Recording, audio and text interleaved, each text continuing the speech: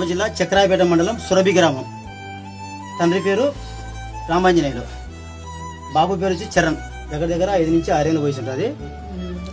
మిద్దె పైన వచ్చేసి ఆడుకోవడం వల్ల ఒక పైపు, ఇద్దరు పిల్లలు ఆడుకోవడం వల్ల పైపు చేయికి ఎత్తడం వల్ల చిన్న యాక్సిడెంట్ జరిగి టోటల్ కాలు చెయ్యి కన్ను ప్లస్ అంటే ఇక్కడ ఏమే కానీ చూడి అత్యంత బాధాకరంగా ఒక కాలు లేదు, ఒక చెయ్యి లేదు. దగ్గర కనీసం 3 నుంచి 4 లక్షలు ఖర్చు పెట్టినారు. ప్రతి వారము ఇక్కడ నుంచి ఏలూరు పోవాలంటే 10,000 రూపాయలు ఖర్చు వస్తుంది వాళ్ళకు.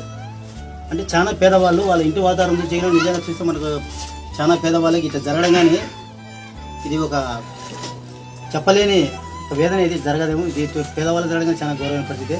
వాళ్ళ ఫాదర్ కానీ చాలా బాధగా ఏడుస్తున్నాడు. అంటే దగ్గర ఖర్చు పెట్టుకోలేము, మా పరిస్థితి బాగాలేదని ఒక వారానికి 10,000 ఖర్చు పెట్టి దగ్గర ఒక 1 ఇయర్ తర్వాత ఇది కాలు తొడుగుతామని చెప్పారంట. తర్వాత ఇంకా రాబోయే కాలంలో ఈ చెయ్యి కట్టుకుంటే చెయ్యి వేస్తామని చెప్పారంట. చాలా బాధగా ఉంది నిజంగా, కళ్ళకు నీళ్ళు వచ్చే సన్నివేశమే. ఆ బాబు ఎట్ట తట్టుకుంటున్నాడో ఆ తల్లిదండ్రులకే తెలియాలా. ఈ నుంచి జీవితాంతం వాళ్ళు ఆ అబ్బాయిని ఎట్నికి ఎద్దని మేము పాస్కి ఎద్దని వెతుకుని పోవాలా, తిరగాల. ఎంతో ఖర్చుతో కూడుకునే విషయము. ఆ పేదవాళ్ళకు అది ఆ ఖర్చు పెట్టుకోలేని స్థితిలో ఈ పొద్దు ఉంది. ఇంకా ట్రీట్మెంట్ ఇచ్చితే ఇవాళకు అతను బాబు కోలుకుంటాడు. అంటే ఆ పెయిన్స్ వస్తున్నాయని ఇవాళ ఏడుస్తున్నాడు. ఎట్ట చూడండి ఒకసారి కాలు ఇది చూడండి. ఇది కాలు ఇప్పటికి ఇంకా నర్సే కనీసం అంటే నర్సాలంటే ఒక 6 నెలలు పడుతుంది అన్నారు. ఇక్కడ చూడండి కాలు చూడండి.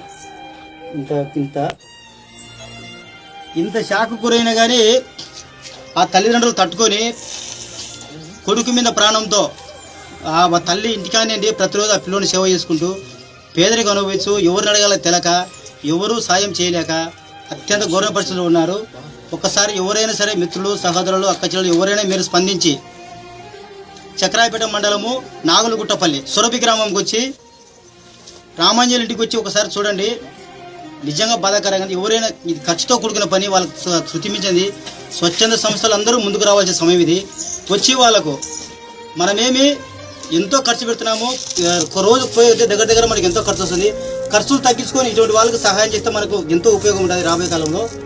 ఇది బాధతో కూడుకునేది కాబట్టి తలా మీరందరూ 1 రూపాయి కానీ ఎంతైనా సరే మీరు వచ్చి ఈ ఊరికి వచ్చి గమనించి